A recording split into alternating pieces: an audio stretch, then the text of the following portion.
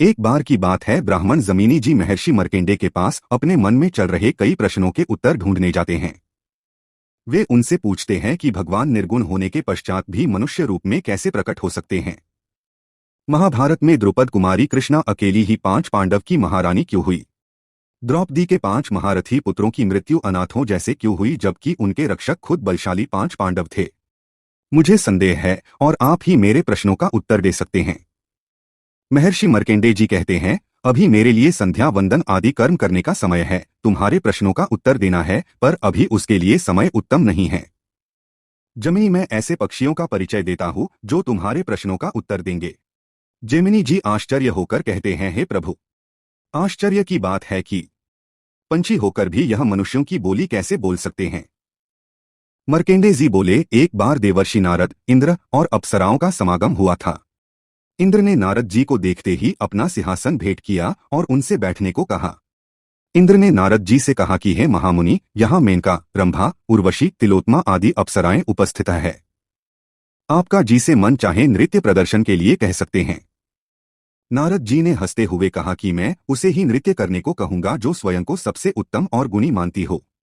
यह सुनकर सारी अप्सराएं व्यंग करने लगी और एक दूसरे से खुद को उत्तम कहने लगी। यह देखकर नारद जी ने कहा कि इसका निर्णय तभी होगा जो हिमालय पर तपस्या करने वाले मुनि दुर्वासा को अपनी चेष्टा से मोहित कर देगी, उसी को मैं सबसे उत्तम मानूंगा। यह सुनकर सभी की गर्दन हिलने लगी और कहने लगी कि यह कार्य हमारे लिए असंभव है। लेकिन उन्हीं में से एक अप्सरा थी वपु, उसके मन में मुनियों को विचलित कर देने का घमंड था। वपु ने कहा कि जहां दुर्वासा जी रहते हैं वहां मैं जाऊंगी और उन्हें एक अयोग्य सारथी सिद्ध कर दिखाऊंगी। यह कहकर वपु हिमालय चली गई।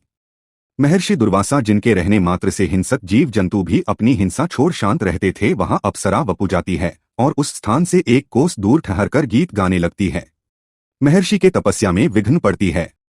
महर्षि अंतर्यामी थे और उन्हें इस बात का जब आभास हुआ कि वपु उन्हें लुभाने और उनकी तपस्या भंग करने आई है, तब उन्हें क्रोध और अमर्ष हुआ। महर्षि ने क्रोध में कहा, आकाश में विचरने वाली तू बड़े कष्ट से उपर्जित मेरे ताप को विघ्न डालने के लिए आई है, इसलिए मेरे क्रोध से कलंकित होकर तू पक्षी के कुल में जन्म लेगी। ओ खोटी बुद्धि वाली नीच अप्सरा, अपना यह मनोहर रूप छोड़कर पक्षी के रूप में 16 वर्षों तक पक्षिणी के रूप में रहना होगा। तेरे गर्भ से 4 पुत्र होंगे, पर तू मातृत्व का सुख भोग नहीं पाएगी और शस्त्र द्वारा वध को प्राप्त करेगी।